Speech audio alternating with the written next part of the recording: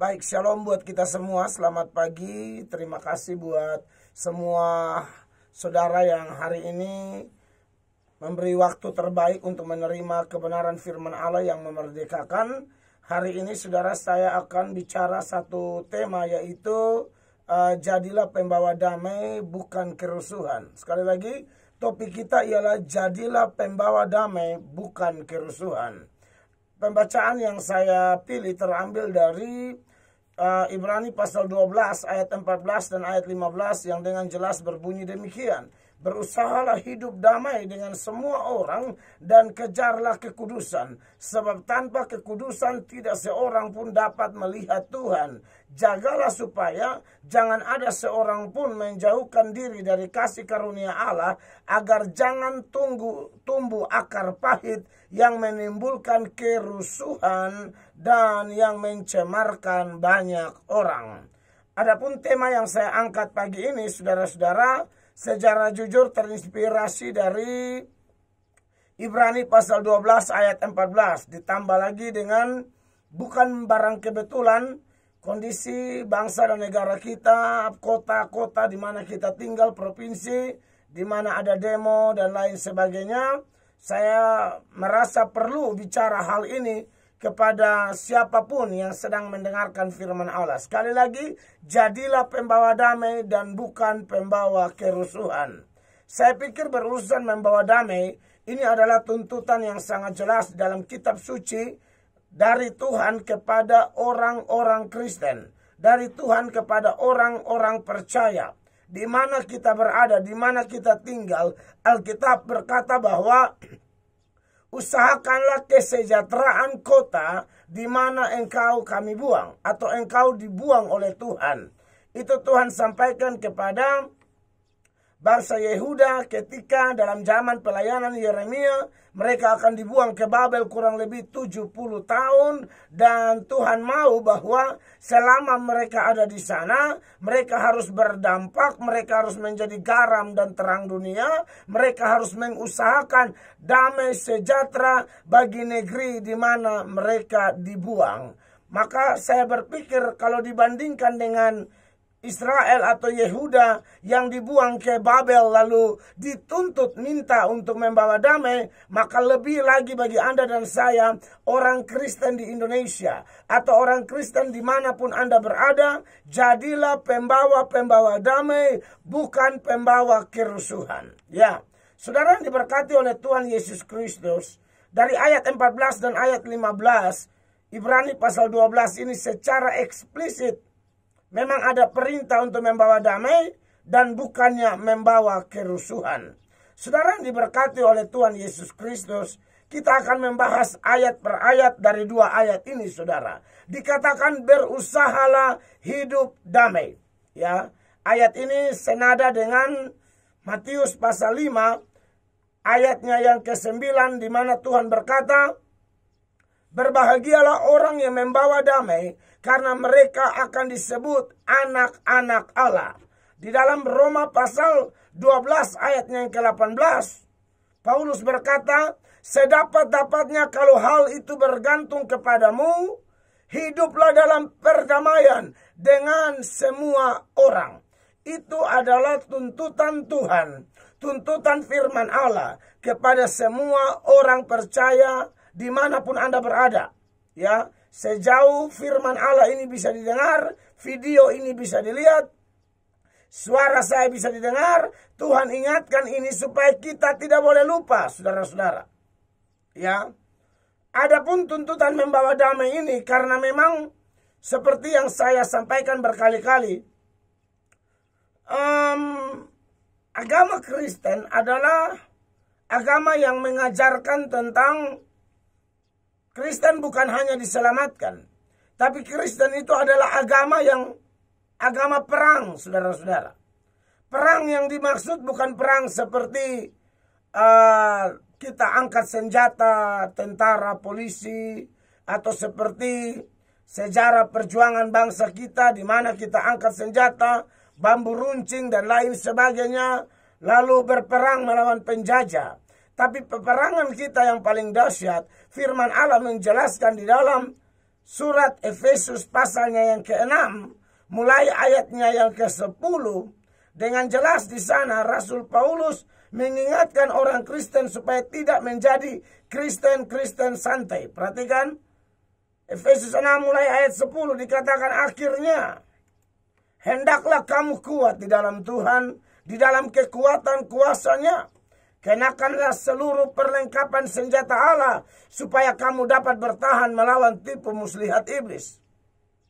Karena perjuangan kita bukanlah melawan darah dan daging, tapi melawan pemerintah-pemerintah, melawan penguasa-penguasa, melawan penghulu-penghulu dunia yang gelap ini, melawan roh-roh jahat di udara. Sebab itu, ambillah seluruh perlengkapan senjata Allah, supaya kamu dapat mengadakan perlawanan pada hari yang jahat itu, dan tetap berdiri sesudah kamu menyelesaikan segala sesuatu.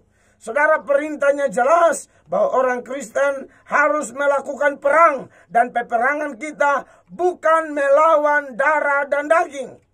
Jadi kalau ada orang Kristen kemudian jatuh kepada peperangan yang keliru, yaitu peperangan melawan darah dan daging, maka sebagai hamba Tuhan Yesus, saya mau kasih tahu Anda sedang kena tipu, Anda sedang terjebak, Anda sedang digiring kepada satu gaya perang yang tidak benar. Beda jauh kalau memang ada agresi dari negara lain, mereka menyerang bangsa kita, maka wajib hukumnya kita semua mempertahankan negara kita. Tapi kondisi negara saat ini, kondisi provinsi, kota saat ini, saya melihat pantau di media, oke lah, demo tidak ada persoalan tentunya ya. Sepanjang kita melihat batas-batas, aturan-aturan yang ada. Contoh saja, saya nonton kemarin, saya ada di TTS sana, saya ada di Kapan, ada melayani penguburan jemaat yang meninggal. Lalu saya dapat lihat video orang kirim bahwa waduh, di Kupang juga, bukan hanya di daerah-daerah lain di Indonesia, di Kupang juga ada demo. Saya pikir demo bukan hal baru, demo bukan hal yang mengagetkan. Demo itu biasa, kita menyuarakan aspirasi rakyat, menuntut ada yang tidak beres, seperti dalam rancangan undang-undang tenaga kerja atau apa kalau saya tidak salah ya. Saya pikir tidak ada masalah. Tapi saudara, hindari jangan sampai dalam demo tersebut ada lempar batu. Bayangkan, yang saudara lempar batu ini kena polisi. Polisi ini juga keluarga kita. Dia melakukan tugas membela negara. Anda tidak pikir dia punya istri, dia punya anak. Atau sebaliknya, polisi pun karena terlalu marah, terpancing, lalu dia hantam itu mahasiswa. Lalu ancor-ancor, mahasiswa juga punya papa, punya mama, punya kakak, punya adik, ya punya masa depan. Jadi saya pikir bahwa melihat dua ayat tadi sebagai nats pembuka dalam Ibrani 12 ayat 14-15 ditambah dengan fenomena demo yang berujung lempar batu, maki-maki. Saudaraku, kita jangan sampai lupa peperangan kita bukan melawan darah dan daging. Peperangan kita melawan roh-roh jahat, melawan setan dan antek-anteknya. Dan Anda sudah tahu cara kerja setan. Kehadirannya hanya mencuri, membunuh, membinasakan. Setan hanya bikin kacau relasi. Relasi kita dengan Tuhan. Relasi kita dengan sesama. Relasi kita dengan lingkungan. Setan hadir hanya bikin kacau. Walaupun Anda, ya adik-adik mahasiswa, saya pendeta Mel Atok. Ya, saya kasih ingat Anda kalau demo untuk kebenaran, saya dukung, harus demo. Kalau memang ada kebengkokan, ada ketidakberesan, demo. Boleh dong. Tapi Anda jangan sampai main kekerasan, main tidak jelas begitu. Kasihan nanti Anda melukai dan Anda dilukai. Dan setelah dicek KTP-nya, sama-sama Kristen atau Katolik, itu kan lucu. Saya sebagai hamba Tuhan Yesus Kristus, karena ini media, saya diberi kesempatan bicara, saya harus bicara. Demo ada aturan dong. Saudara-saudara, suarakan aspirasi sesuai aturan main. Jangan menghasilkan ketidaknyamanan. Saudara pikir saudara sedang memperjuangkan sesuatu yang menurut anggapan Anda kebenaran, tapi di sisi lain pada saat yang sama Anda menyakiti orang, melukai orang, melahirkan ketidaknyamanan, keresahan, dan lain sebagainya. Jadi saya sebagai hamba Tuhan Yesus, saya bicara dengan penuh kasih, dengan dasar kebenaran, bahwa kita dituntut untuk berperang, tapi dalam peperangan yang benar. Ya, sekali lagi, saya tidak anti demo, tapi hindari yang kayak kemarin tuh. Saya lihat ini kenapa lagi belum ada sejarah di Kupang kayak begini nih. Saya sebagai orang Kupang asli, saya tidak tahu Anda yang demo itu dari Kupang atau utusan daerah. Tolonglah, saudara, baik-baiklah demo ya. Kasihan saya lihat ada mahasiswa kena pukul, aduh.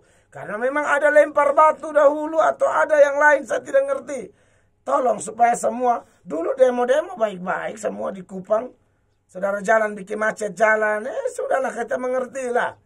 Ya, mahasiswa juga bisa dipakai Tuhan kan, untuk menyuarakan kalau ada kebengkokan, kebijakan yang merugikan pihak kecil. Silakan, tidak ada masalah.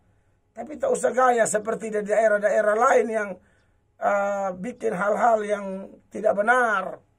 Saya sebagai hamba Tuhan Yesus sekali lagi mengingatkan, ingat firman Allah, ingat Anda agama apa. Ya, dan ingat setan bisa tipu orang, bikin kacau hubungan. Hubungan dengan Tuhan, hubungan dengan sesama. Dari awal setan hadir sudah menjadi adu domba, pengadu domba, divide et impera. Di hadapan Tuhan dia kasih salah manusia, di hadapan manusia dia kasih jelek Tuhan. Di A dia kasih jelek B, di B dia kasih jelek A. Saya punya kekhawatiran jangan sampai di balik kerusuhan ini saya pribadi loh ya. Punya kekhawatiran jangan sampai ada setan dan alat-alatnya di balik ini yang adu domba kita. Memanfaatkan kesempatan demi kepentingannya. Kalau ada oknum-oknum seperti itu, yang saya punya kekhawatiran, memanfaatkan kesempatan lalu melahirkan kerusuhan. Dan saya bisa pastikan itu adalah setan dan alat-alatnya. Karena anak Tuhan, apalagi Anda beragama Kristen, kalau Anda mau demo dengan benar, demo dengan dasar firman Allah.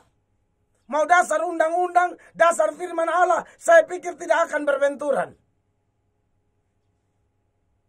Ya, ini saya sampaikan dengan kebenaran. Supaya kita tahu. Asal demo-demo, kau pun mama ada jual sapi setengah mati. Mau bayar kuliah, polisi hantam dengan pentungan di kepala, retak, pecah. Ujian sudah tidak bisa jawab lagi karena sudah terganggu otak. Lebih baik demo baik-baik saja toh. Ya, Pak Polisi juga nih, saya kasih ingat Pak Polisi. Ya, tahan-tahan diri juga. Saya juga protes juga kalau Anda dapat mahasiswa Anda injak rame-rame, bagi saya itu tidak setuju. Saya ngomong ini semua sisi saya tegur. Sudah pegang ya sudahlah. Itu di video tuh saya lihat ada polisi injak-injak tuh. Tidak boleh begitu Pak Polisi. Kita ngomong semua sisi. Kalau sudah pegang ya tak usah lagi toh. Saudara punya injak itu kasih rata tanah pasang pavilion blok. Saya lihat itu. Ya, yang entah di kantor gubernur atau di mana kemarin itu. Atau kantor DPR saya tidak mengerti lagi. Sudah pegang, dia tidak lari lagi kok polisi badan 3 kali mahasiswa itu kok. Pegang ajak cerita, konseling dia. Tak usah pakai jab strike begitu. Apalagi seperti lagu sekolah minggu, injak-injak bumi. Itu tidak boleh seperti itu ya. Ya ini semua saya kasih ingat. Mari kita belajar firman Allah pagi ini.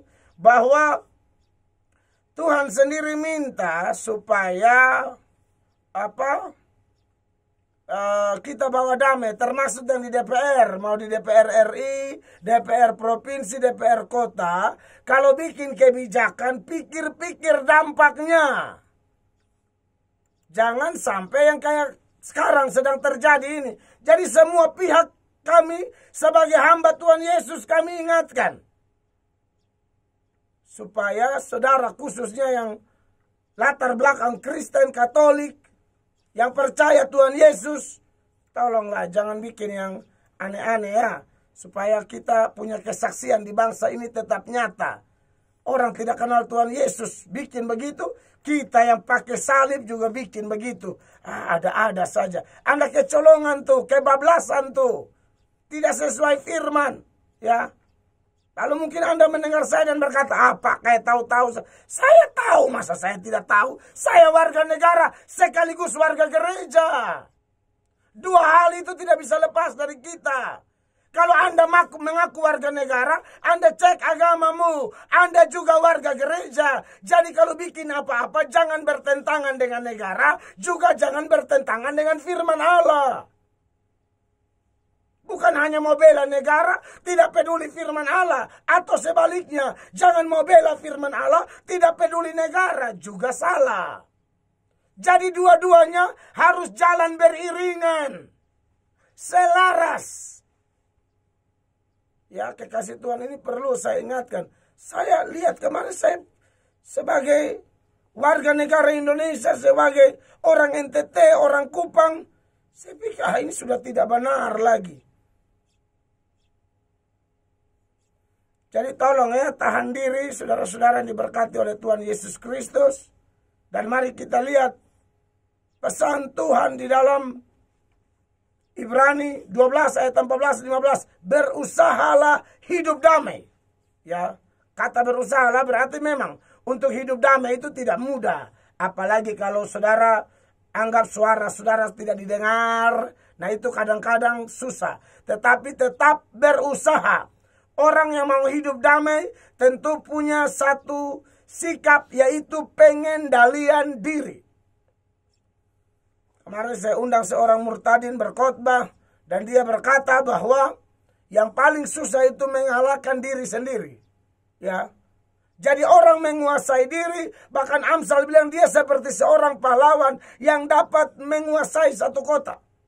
Sedangkan orang yang tidak bisa menguasai diri, dia seperti kota yang temboknya rubuh, pertahanannya rubuh, saudara-saudara. Sehingga dia dengan mudah diinjak-injak, dia dengan mudah disakiti dan lain sebagainya. Oleh karena itu pagi ini, berusahalah hidup damai dengan semua orang. Siapa dia yang bisa hidup damai dengan semua orang? Dia yang sudah lebih dahulu berdamai dengan Tuhan. Memang kalau orang belum damai dengan Tuhan, maka dia belum mengerti apa itu bahwa damai. Dia tidak tahu hidup damai itu seperti apa. Tapi kalau orang sudah mengalami undangan Kristus, maka dia tahu seperti apa itu hidup damai. Paulus berkata dalam 2 Korintus pasal 5, mulai ayatnya yang ke-18, dia berkata, dan semuanya ini dari Allah, yang dengan perantaraan Kristus telah mendamaikan kita dengan dirinya, dan yang telah mempercayakan pelayanan pendamaian itu kepada kami. Sebab Allah mendamaikan dunia dengan dirinya oleh Kristus. Dengan tidak memperhitungkan pelanggaran mereka, Ia telah mempercayakan berita pendamaian itu kepada kami. Ayat 20 dari 2 Korintus 5. Jadi kami ini adalah utusan-utusan Kristus. Seakan-akan Allah menasihati kamu dengan perantaraan kami. Dalam nama Kristus, kami meminta kepadamu, berilah dirimu didamaikan dengan Allah. Hanya orang yang memberi diri didamaikan dengan Allah lah yang mampu, yang mengerti, yang sudah merasakan damai yang sejati. Maka dia tahu tuntutan untuk membawa damai. Ya. Jadi kehadiran kita betul-betul harus membawa damai. Ya. Dan sekali lagi ini juga buat pemerintah juga. Pemerintah juga lihat suara rakyat. Jangan sudah dipilih, orang sudah kerja keras untuk Anda naik, Anda jangan duduk diam-diam di situ. Bertindak, berbicara, berbuat sesuatu yang menenangkan rakyat. Dan rakyat juga, kalau pemerintah sudah buat, Anda jangan tuntut lebih-lebih yang aneh-aneh. Ya, berimbanglah semua. Sehingga betul-betul negara kita nih, kita lagi berdoa minta damai sejahtera, kita lagi berdoa minta supaya Indonesia lebih baik, NTT lebih baik, Kota Kupang lebih baik. Sekali lagi, jangan ditipu setan. Ya. Kemudian dikatakan dalam 2 Korintus, maksud saya dalam Ibrani tadi, Ibrani 12 ayatnya yang ke-14 itu, dikatakan demikian bahwa setelah berusaha hidup damai, kejarlah kekudusan. Ya, saudara sudah tahu arti kekudusan ya.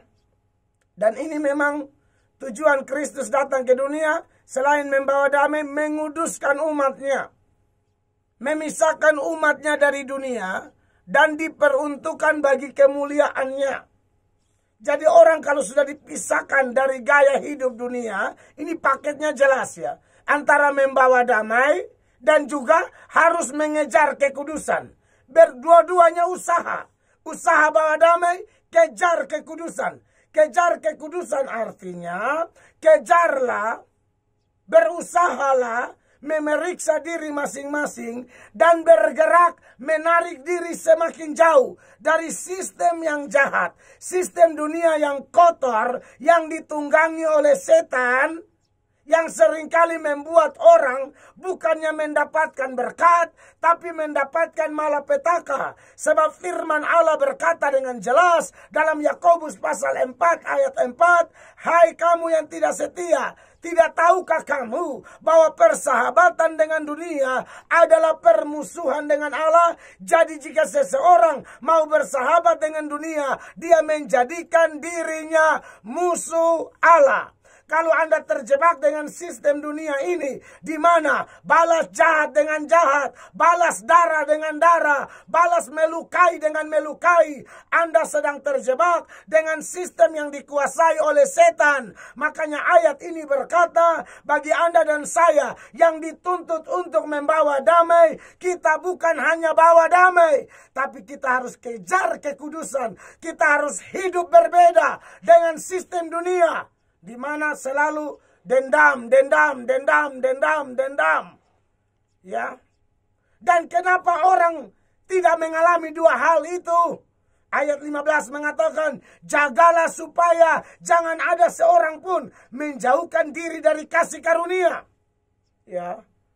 Jadi kalau orang tidak menerima kasih karunia, dia tidak tahu apa itu hidup damai sejahtera. Dia tidak tahu apa itu hidup berbeda. Dia tidak tahu apa itu hidup dikuasai oleh sistem yang dikuasai sejahat. Dia tidak tahu bagaimana hidup memperuntukkan dirinya bagi kemuliaan nama Tuhan. Maka gampang sekali diprovokasi, gampang sekali terpancing emosi, gampang sekali ikut arus, gampang sekali hanya semangat bodoh-bodoh, tapi tidak terarah dengan baik.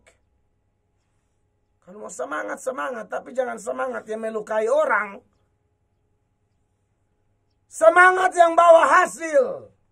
Begitu. Jangan semangat yang menyakiti orang. Saudaraku ya, mahasiswa, kalau Anda Kristen tahan diri. Polisi, kalau Anda Kristen juga Anda tahan diri. Ya, DPR, kalau Anda agama Kristen, Anda tolong dengar ini. Semua bikin apa-apa, ingat, itu 2 hal yang saya bilang. Anda warga negara, juga warga gereja. Gereja dan negara tidak pernah bertentangan kok. Jadi kekasih-kekasih Tuhan, dikatakan, jagalah supaya jangan ada seorang pun yang menjauhkan diri dari kasih karunia Allah. Kalau dia menjauhkan diri dari kasih karunia Allah, apa yang terjadi? Agar jangan tumbuh akar yang pahit. Nah, ini dia. Akar pahit ini saya tahu kok. Akar pahit ini penyebabnya banyak. Ada orang yang akar pahit sama firman Allah. Dianggap ini pendeta terlalu omong banyak dia. Dia tidak alami langsung. Kok tidak alami langsung bagaimana? Saya pikir saya dari planet mana? Kami warga negara. Kami ngomong apa adanya. Kadang-kadang saudara-saudara orang akar pahit dengan Tuhan. Ya, dia sudah akar pahit. Satu kondisi kebencian kepada firman Allah. Kebencian kepada aturan-aturan Tuhan. Ya, di saat dia mau bikin kacau, Tuhan pagi-pagi utus hambanya bilang, bawa damai. Nah, ini banyak orang yang mau bikin kacau, dia tidak senang sekali dengan firman suruh bawa damai. Akhirnya kepahitan, ditambah lagi dengan kepahitan dengan sesama. Saudara yang diberkati oleh Tuhan Yesus, kalau model begitu, jauh dari kasih karunia, tumbuh akar pahit, dia bilang begini, yang menimbulkan kerusuhan, yang mencemarkan banyak orang. Jadi pagi ini sebagai hamba Tuhan Yesus, bagi Anda semua yang warga negara sekaligus warga gereja, baik yang di DPR, baik yang polisi, baik yang mahasiswa, masyarakat, tahan diri, ingat firman Allah. Kita itu garam dunia, kita itu terang dunia. Kita jangan gampang diprovokasi, ya. Kita jangan ikut arus bodoh-bodoh. Kalau ada di dalam kelompok Anda demo mulai aneh-aneh, tegur dia. Jangan jadi setan di situ lalu bikin Anda panas lalu ikut-ikut bodoh-bodoh. Sekali lagi, jangan. Sebab kalau Anda berjuang tapi tidak sesuai firman, perjuanganmu nol di hadapan Tuhan. Dengar baik-baik. Perjuanganmu kalau tidak sesuai firman, tidak bisa tahan diri, bukan dengan prinsip-prinsip, aturan, hukum, dan firman Allah, maka dengar baik, perjuanganmu nol. Ya, saya sampaikan ini sebagai hamba Tuhan Yesus. Kiranya khotbah sederhana ini, renungan sederhana ini, memberkati kita, dan saya berdoa, kiranya Tuhan menolong kita untuk tetap membawa damai. Silakan demo dengan damai. Ya, polisi-polisi juga kalau ada 1-2 mahasiswa begitu, Anda tangkap, jangan pukul kayak binatang. Tidak boleh ya. Itu saja. Tuhan memberkati.